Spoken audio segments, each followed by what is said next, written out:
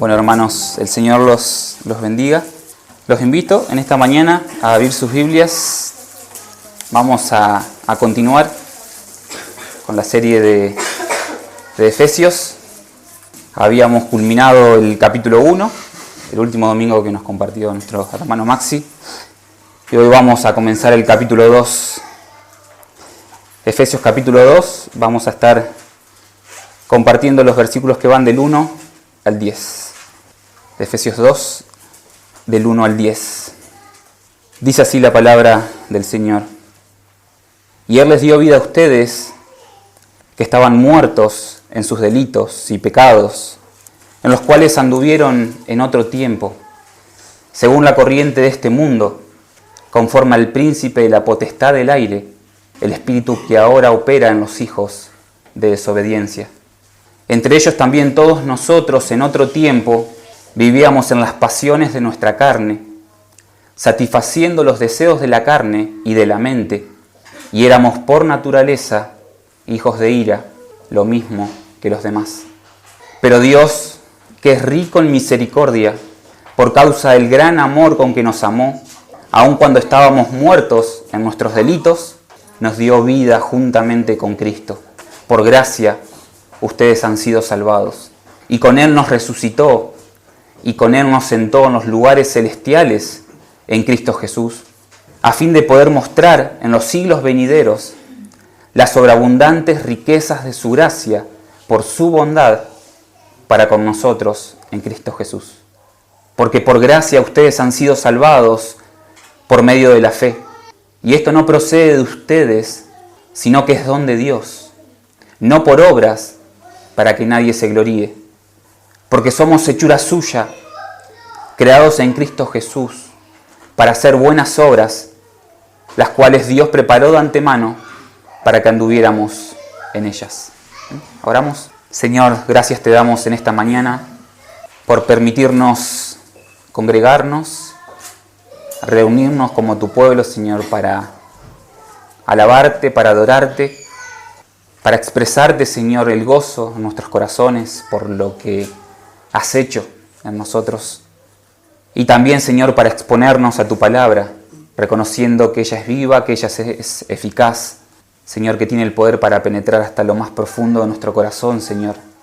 Discernir lo que hay, Señor, ahí, Señor, y transformarnos conforme, Señor, a tu voluntad. Ese es nuestro deseo, ese es nuestro clamor. Que en esta mañana, Señor, podamos disponer todo nuestro ser a meditar, Señor, en tu palabra. Señor, y descansando, Señor, en la obra de tu Espíritu Santo, Señor, quien nos santifica. Te damos gracias y te pedimos, Señor, que nos bendigas por medio de tu palabra. En el nombre de Jesús, amén. Bueno, vimos el último domingo de la serie cómo Pablo, luego de hacer una gloriosa exposición al inicio de la carta acerca de todas las bendiciones espirituales que gozan aquellos que están en Cristo, ora para que los efesios puedan comprender, para que ellos puedan tener un mayor conocimiento, no solo de la esperanza a la que fueron llamados y las riquezas de su herencia, sino para que además puedan comprender cuál es el extraordinario poder que ahora obra en ellos. Y para ser más ilustrativo, de manera que puedan comprender la profundidad y la grandeza de ese poder, Pablo les dice que ese mismo poder es el que obró en Cristo, resucitándolo de los muertos y sentándolo a la diestra de Dios en los lugares celestiales. Ese mismo poder le concedió toda autoridad sobre todas las cosas. Esa autoridad también incluye, por sobre todo, ser la cabeza de la iglesia, que es su cuerpo. Y lo que Pablo va a continuar mostrándoles en el texto que hoy vamos a compartir, no será más que la manera en que ese poder que obró en Cristo, obró igualmente en ellos, llegando a ser el cuerpo de Cristo, y que así como Cristo resucitó y fue glorificado, de la misma manera su iglesia también.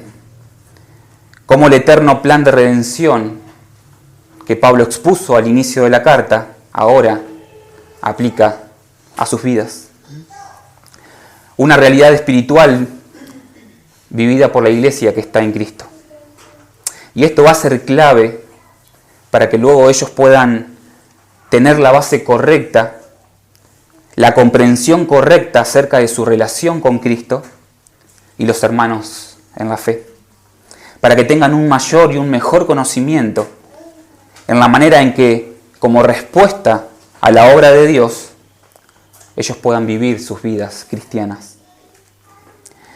El obrar de Dios en conformación a su iglesia es clave para poder vivir la vida de iglesia que Dios quiere y que Dios preparó para su pueblo.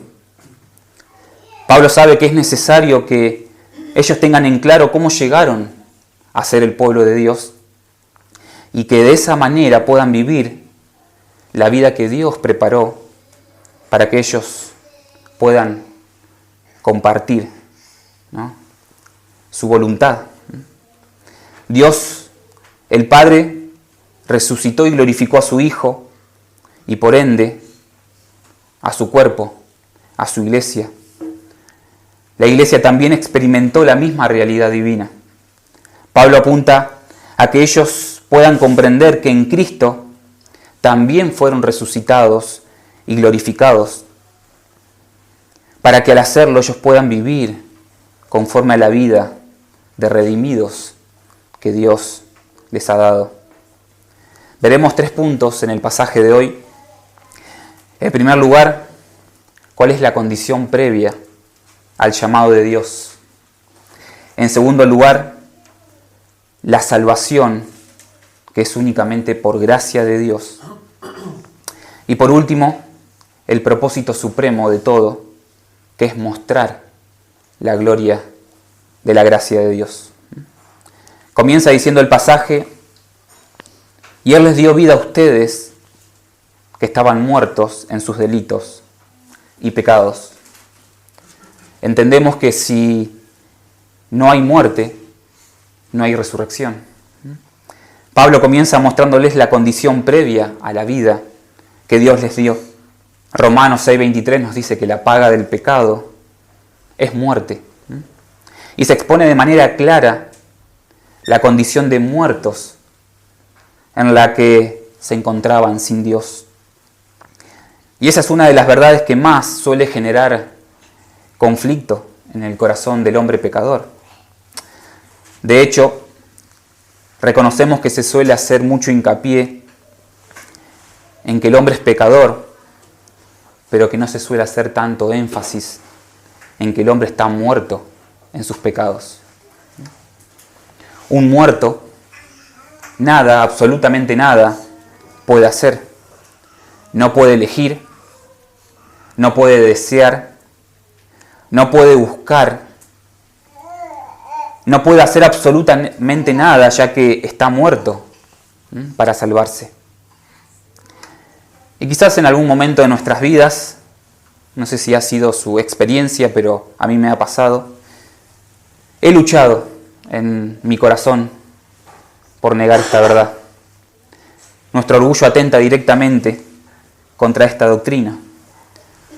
Como seres humanos caídos, queremos tener algo de parte en nuestra salvación. Queremos de alguna manera ser dueños de nuestra propia vida. Queremos que de alguna manera nuestras decisiones forjen nuestra vida. Queremos tener la última palabra acerca de lo que queremos, de lo que decidimos, de lo que deseamos. Creemos que somos los dueños de nuestra vida. Y muchas veces eso impregna nuestra vida espiritual. Queremos ser nosotros quienes les digamos que sí a Dios. Queremos ser nosotros quienes le abramos la puerta para que Él pueda pasar. Queremos ser nosotros, con nuestro permiso, dejar que Dios se acerque a nuestra vida. Queremos creer que somos nosotros los que decidimos ser salvos o no. Ahora la palabra de Dios nos muestra que en nuestra condición caída estamos muertos. Y un muerto nada puede hacer. El pecado trajo muerte espiritual al hombre, de manera que nada puede hacer para vivir. Un muerto no puede desear vivir, un muerto no tiene aliento de vida. Muchas veces se ha querido decir que el hombre está como moribundo delante de Dios y tiene la capacidad para extender la mano y que Dios nos toma la mano y nos levanta. Pero eso simplemente va en contra de lo que la palabra de Dios nos enseña. Nosotros estamos muertos en nuestros delitos y pecados. Nada podemos hacer para cobrar vida. Necesitamos de algo externo que nos dé vida. Y Pablo, utilizando verbos en pasado, es como si les recordara a los efesios la circunstancia que estaban ellos antes de vivir, muertos en sus delitos y pecados, en los cuales anduvieron, les dice, en otro tiempo, siguiendo la corriente de este mundo. Esto nos permite comprender que este mundo no solo nos muestra el camino hacia una vida llena de pecado. Este mundo solo nos puede ofrecer cualquier alternativa que al fin y al cabo terminará hundiéndonos más y más en nuestro pecado. El cauce de todas las cosas de este mundo y todo lo que ofrece desemboca en un mar de muerte. No hay nada, absolutamente nada en este mundo que nos pueda conducir a la vida. Lo natural es que alimenten más y más en nosotros un cúmulo de pecados delante de Dios. Lo que Pablo les dice a los efesios es que en el hombre natural caído hay un espíritu que opera en conformidad a Satanás y que es contrario a Dios. El hombre natural busca todo lo que es opuesto a Dios, todo lo que es opuesto a la ley de Dios y sus mandatos. Lo hace un rebelde natural delante de Dios y por consecuencia desobediente a todo lo que a Dios respecta. Ustedes, les dice Pablo, se encontraban viviendo de esa manera, en donde solo y únicamente evidenciaban la muerte espiritual que llevaban.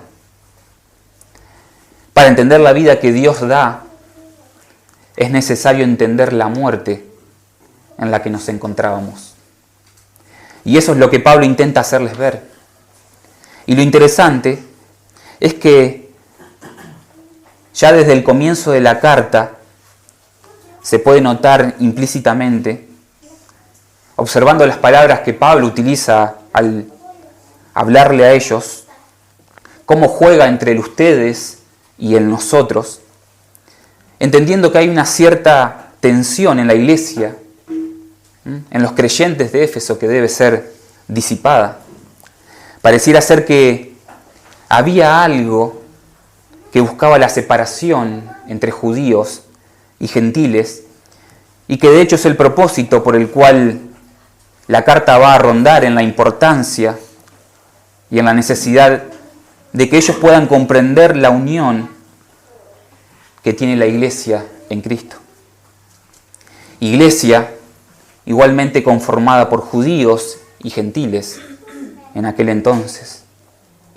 Y en nuestro texto, mencionándoles la condición de muerte en la que ellos se encontraban antes de recibir la vida de Dios en Cristo, si Pablo tan solo terminara sus palabras y continuara, hiciera un salto al versículo 4, podríamos creer que tanto Pablo como los judíos de aquel entonces no se implicaban a esa vieja vida de pecado, en ese estado de muerte delante de Dios. Sin embargo, Pablo va a comenzar a ser explícito en dejar bien en claro que el obrar del poder de Dios en su iglesia por medio de Cristo fue necesario para todos, tanto para judíos como para gentiles, ya que todos se encontraban en la misma condición, muertos en sus delitos y pecado. Les dice entre ellos, haciendo referencia a hijos de desobediencia, también nos encontrábamos nosotros, les dice Pablo. Es bueno tener presente que la mayor audiencia de esta carta a los Efesios era pueblo gentil. Eran aquellos gentiles que se habían convertido al cristianismo. Pablo les dice, nosotros también éramos parte de eso. Nosotros también vivíamos en las pasiones de nuestra carne. Nosotros también buscábamos satisfacer nuestros deseos y éramos por naturaleza hijos de ira, lo mismo que los demás. Pablo se hace parte, junto con los judíos, de ese estado de muerte ante Dios, previo a su llamado. Les dice que ellos también se encontraban de la misma manera delante de Dios. Es decir, ellos también estaban muertos en sus pecados. Porque para nada buscaban a Dios, sino más bien sus propios deseos y placeres carnales. Con estas palabras, Pablo incluye a todos, tanto judíos como gentiles. Y lo interesante es que le dice que esa condición es natural en el hombre, que la arrastran desde su nacimiento. Nacen muertos en delitos y pecados. Por ende, les dice Pablo, todos nacemos siendo hijos de ira, apartados de la vida de Dios y su gloria. Entonces, en este comienzo, mostrándoles cuál era su antigua condición natural delante de Dios, Pablo les dice, todos estábamos muertos en nuestros pecados. Solo buscábamos complacer nuestros deseos carnales pecaminosos, lo que al fin no hacía más que evidenciar cuál era nuestra naturaleza como hijos de ira delante de Dios. Nadie queda exento de esto, les dice Pablo. Tanto ustedes como nosotros estábamos muertos. Tanto ustedes como nosotros éramos hijos de ira. Nada podíamos hacer más que acumular pecado en nosotros. Emanábamos olor a muerte donde quiera que íbamos. Y no solo esto, sino que además éramos justos merecedores de la ira de Dios. Era justo que sufriéramos el castigo. No solo estábamos muertos, sino que además éramos enemigos de Dios. Vivíamos haciendo todo para acumular ira y más ira de Dios para con nosotros. La vida era algo ajena a nosotros. Esa era nuestra condición y nuestro andar antes de que Dios obrara con su extraordinario poder en nosotros. Todos por igual, todos estábamos muertos. Todos necesitábamos de algo externo a nosotros mismos que nos dé vida. Todos necesitábamos un poder extraordinario que nos resucite de la muerte. Nadie escapa de esta realidad, les dice Pablo.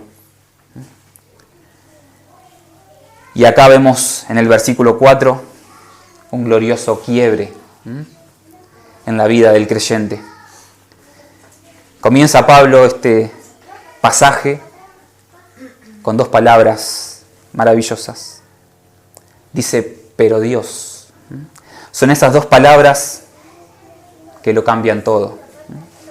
Son esas dos palabras que encienden la llama de esperanza en nuestros corazones. Son esas dos palabras que cambian el rumbo de nuestras vidas. Son esas dos palabras dignas de gloria. Son esas dos palabras que dan un giro a todas las cosas. Son esas dos palabras que nos muestran el camino a la verdad. Son esas dos palabras que irradian luz a la oscuridad de nuestra alma. Son esas dos palabras con aliento de vida. Pablo irrumpe su narración con estas dos palabras.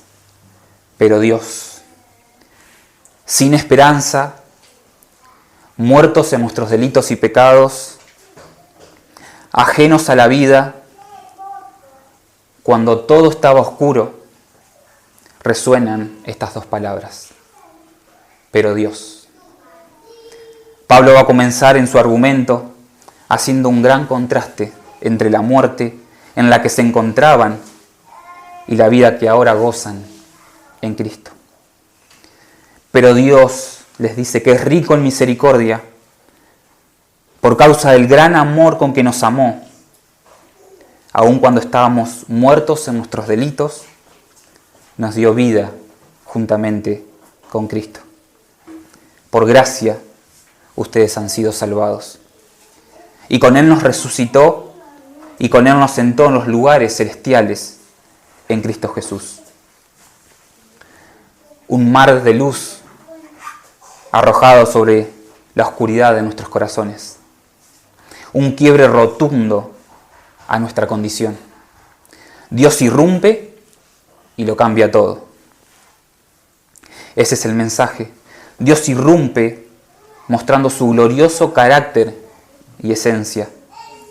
Dios irrumpe mostrando su gloria y eso cambia todas las cosas.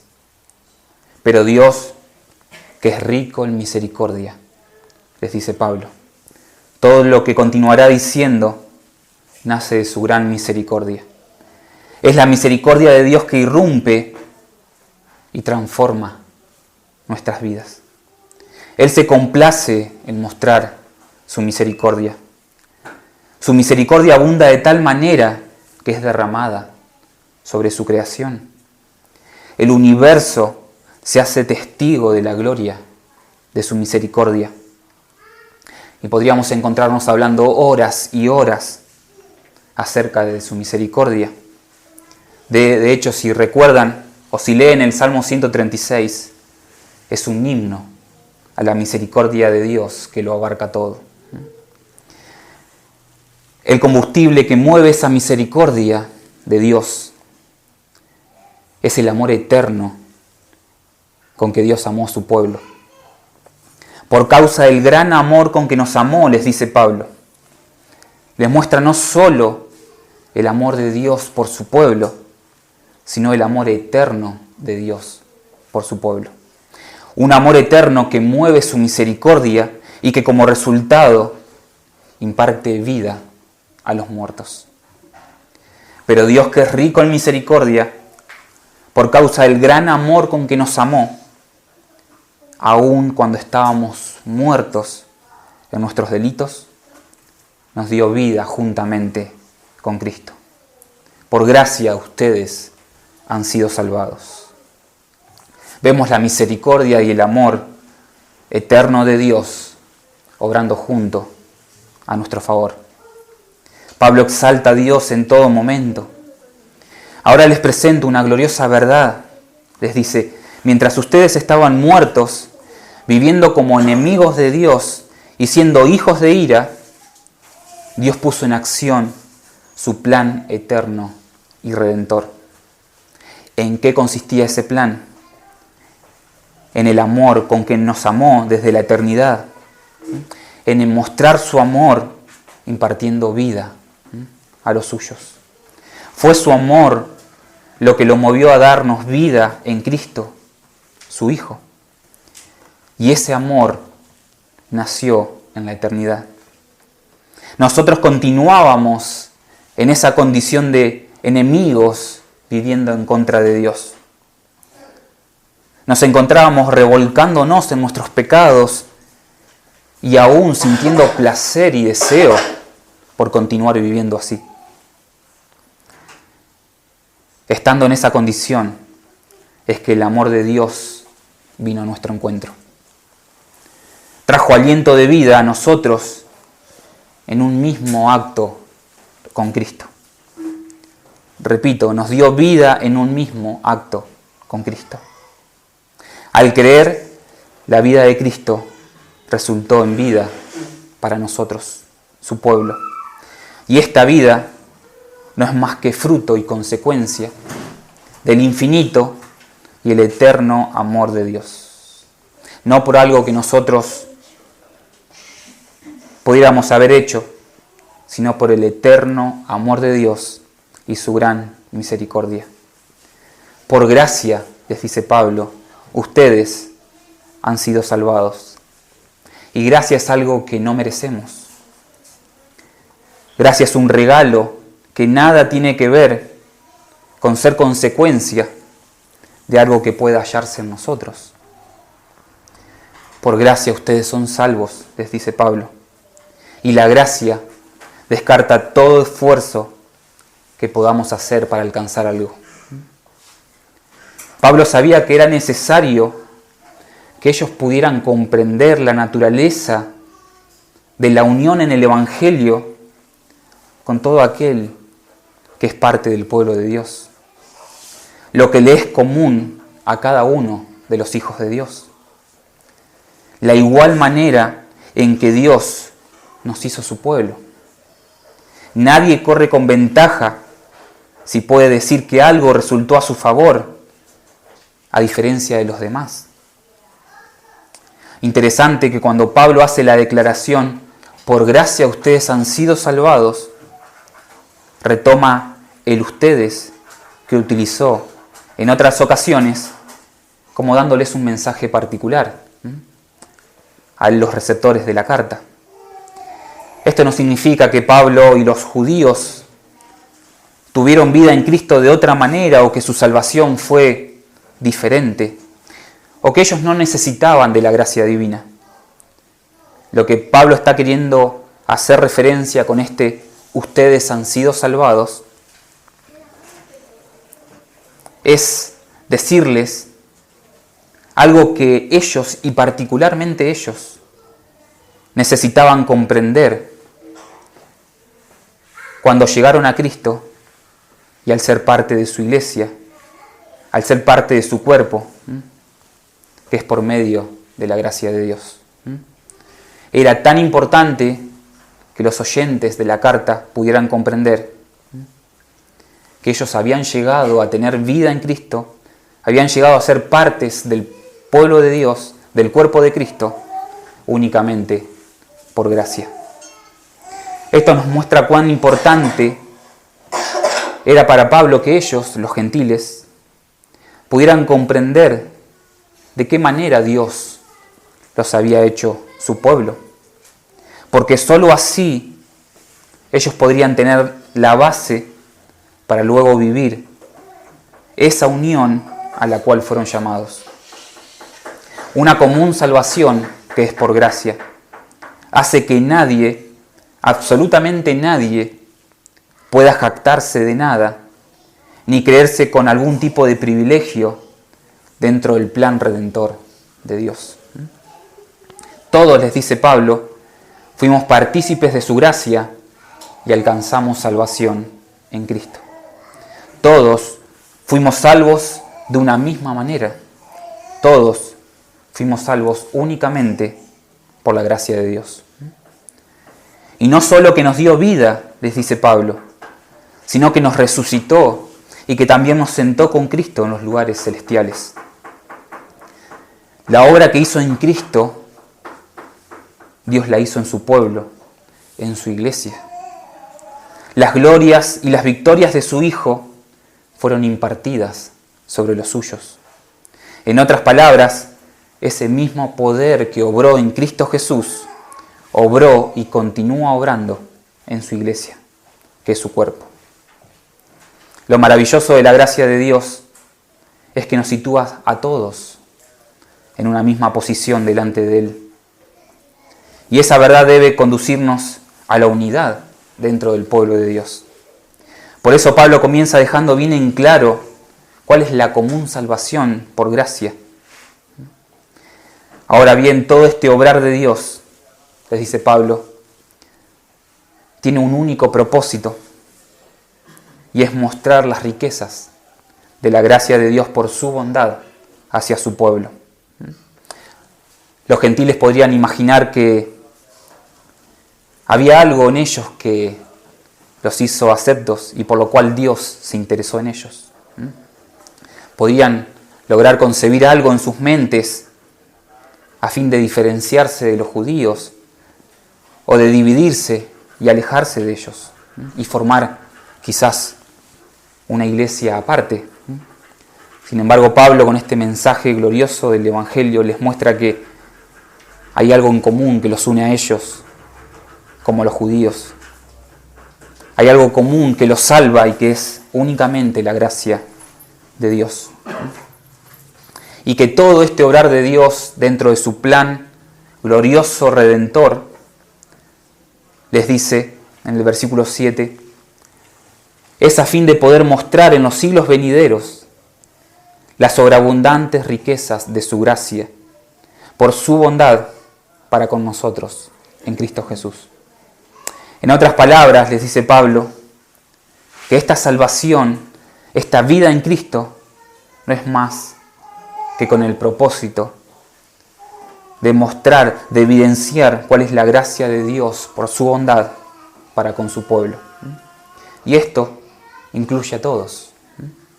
Dios nos salva por medio de gracia, les dice Pablo, a través de Cristo Jesús, para mostrar, para dar a conocer cuáles son las riquezas de su gracia en el mundo.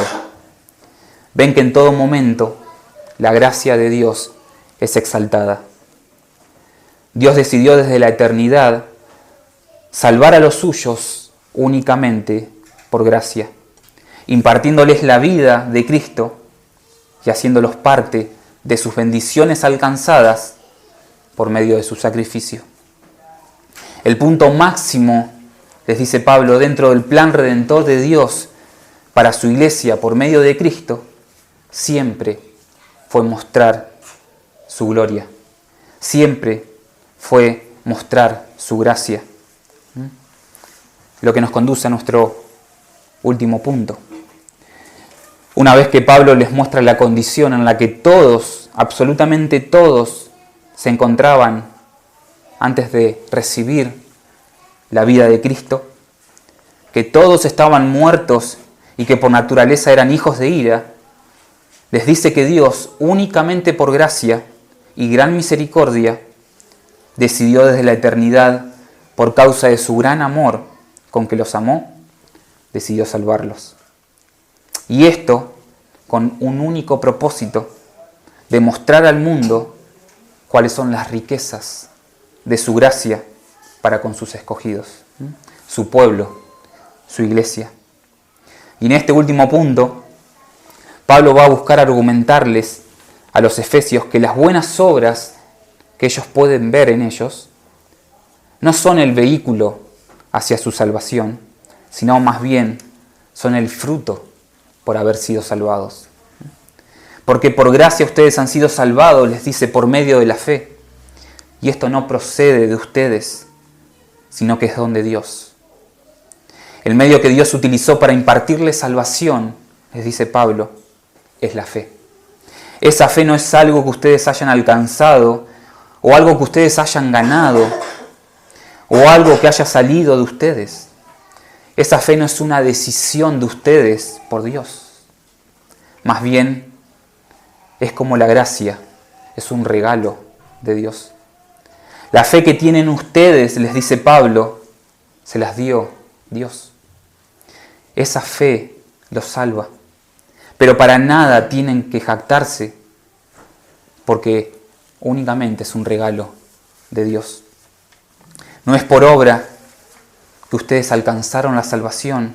No es por obra que alcanzarán la salvación, continúa diciéndoles. Y esto para nada debe gloriarlos. Esto para nada debe conducirlos a que se gloríen ustedes. Dios, en su plan eterno de redención, sabía que si algo dejaba en nuestras manos, tarde o temprano nos jactaríamos de eso y sería nuestra condenación, sería nuestra caída. reconocemos, ¿no?, cómo es el pecado en nosotros. Cada vez que logramos ver algo bueno en nosotros, es algo que nos alimenta el orgullo, es algo que infla nuestros pechos, es algo que hace que nos sintamos importantes y buenos. El pecado en el hombre caído lo único que hace es sentarse en el trono del corazón y quiere ser quien gobierne sus vidas. Por eso, si tan solo algo dentro del plan de salvación que Dios diseñó desde la eternidad hubiera sido dejado en nuestras manos, no tardaríamos en idolatrarnos por eso. No tardaríamos en jactarnos por eso. Y a su vez, Dios no sería Dios, porque en cierta manera, para poder concretar sus planes, necesitaría de nosotros. Damos gloria a Dios que no fue así. Dios decidió salvarnos por gracia, para que no haya nada en nosotros de qué gloriarnos, sino que toda la gloria sea para Él. El pecado no tiene de dónde tomarse para quitarle la gloria a Dios. La manera en que Dios decidió salvarnos como su pueblo fue para que toda la gloria sea únicamente para Él. Los gentiles de Éfeso debían comprender esto. En primer lugar, para entender que el Evangelio los colocaba a todos en una misma posición y por ende eso debe unirlos en Cristo. Fuimos unidos a Él únicamente por gracia y eso excluye todo sentir de división o de desigualdad delante de Dios. ¿Y por qué no debemos gloriarnos de nada? Bueno, Pablo termina esta sección diciéndoles que el motivo es que nosotros fuimos hechos para Dios. Fuimos creados en Cristo para que ahora, siendo salvos, podamos andar en esas buenas obras que Dios preparó de antemano para que nosotros anduviésemos en ellas. Era sumamente importante para la iglesia de Éfeso comprender la común vida en Cristo que fue impartida en cada uno de los hijos de Dios y que esto únicamente fue por gracia. Las obras, les dice Pablo, son consecuencia de la salvación que Dios ya obró en ustedes y no la causa.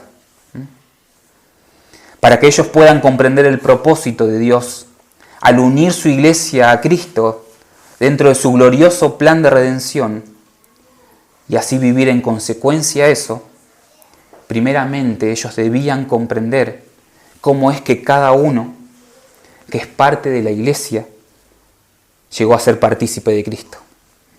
Cómo es que cada uno que es parte de su iglesia alcanzó la salvación.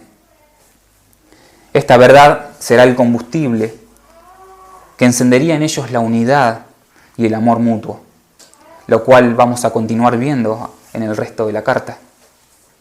Esta no era una verdad que solo los santos de Éfeso debían comprender, sino que continúa siendo una verdad que la iglesia de Dios, que el pueblo de Dios hoy en día debe comprender y creer.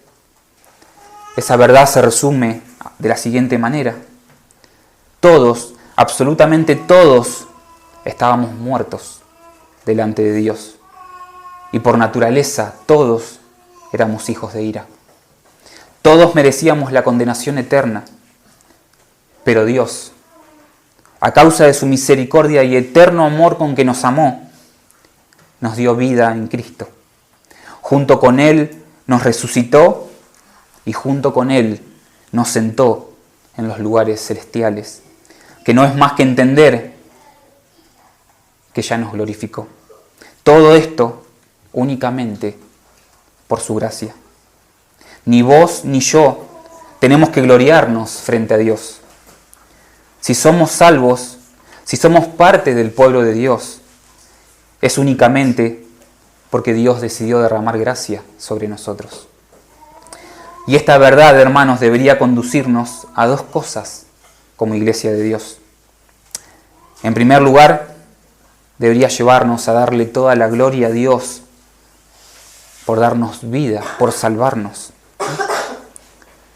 Y en segundo lugar, si en algo nos hallamos haciendo buenas obras, si hay algo que podemos detectar que hacemos bien, no es más que por el fruto de la salvación que Dios ya obró en nosotros por gracia. Esta verdad debería conducirnos como iglesia a unirnos más y descansar en su gloriosa salvación que obró a nuestro favor. Esta verdad debería levantar nuestra mirada y a ver a nuestros hermanos de igual manera. No creernos mayor, no creernos diferentes, sino entender que en Cristo todos llegamos a ser partes del pueblo de Dios de la misma manera, únicamente por gracia divina.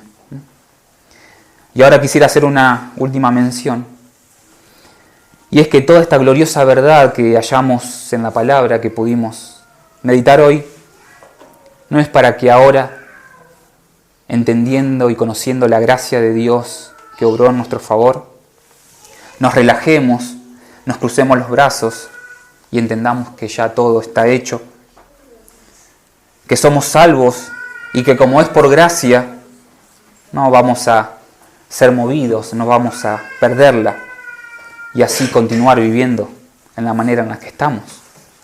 Comprender este glorioso evangelio debería mover nuestros corazones a vivir en esas buenas obras que Dios mismo preparó para que anduviésemos en ellas. Esta verdad debe motivarnos y esta verdad debe alentarnos a seguir creciendo en unidad y en amor como el cuerpo de Cristo, entendiendo el extraordinario poder de Dios que obró en nosotros. Si todo esto no te lleva a darle toda la gloria a Dios, quizás tengas que arrepentirte. Hoy es un buen día para creer en Jesús y recibir su salvación. Su gracia continúa obrando en medio de su pueblo.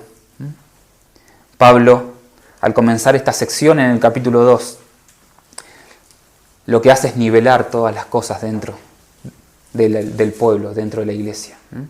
Les hace ver que todos estaban en una misma condición, que era muertos delante de Dios, y que recibieron vida únicamente por gracia y en Cristo. Esto debía encender en los corazones de los gentiles ese amor por sus hermanos y entender la igualdad y la unidad que ahora tienen como cuerpo de Cristo. Que poder ver nuestra vieja condición, que poder entender cómo es que hoy tenemos vida, que poder comprender cómo es que Dios nos salvó, debería redundar en frutos de unidad dentro de la iglesia. Que Dios nos permita meditar en esto y afianzar nuestros corazones, confiados y alentados en la esperanza, en lo que Él ya obró en nosotros por medio de Cristo, pero que también sea una verdad que al ver nuestra vieja vida y nuestra nueva vida, que al entender cómo el poder de Dios obró en nosotros, ahora podamos volcar esta verdad a una vida de iglesia que glorifica a Dios, porque ese es el único propósito por el cual Él nos salvó. Oramos. Señor, gracias te damos en esta mañana por mostrarnos un poco más las glorias de tu Evangelio, Señor, las glorias, Señor, de ese glorioso plan redentor, Señor, que desde la eternidad has planeado y has llevado a cabo, Señor, para salvarnos.